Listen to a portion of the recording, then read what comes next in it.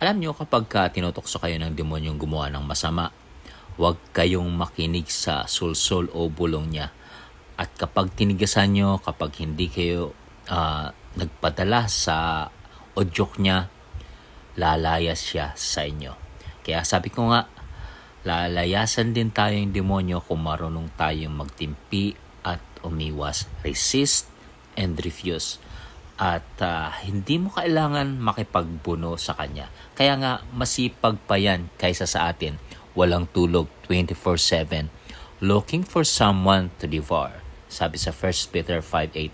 At kung ikaw ay idle o pahamba-hamba lang sa daan, malamang tumambay siya sa iyo at maging friends or partner in crimes kayo. At payag ka nun na kayo ng demonyo ang partner, kadalasan niya ang gaganda at ang gagwapo ng partner niya. Kaya nga dapat tayong mas maingat kung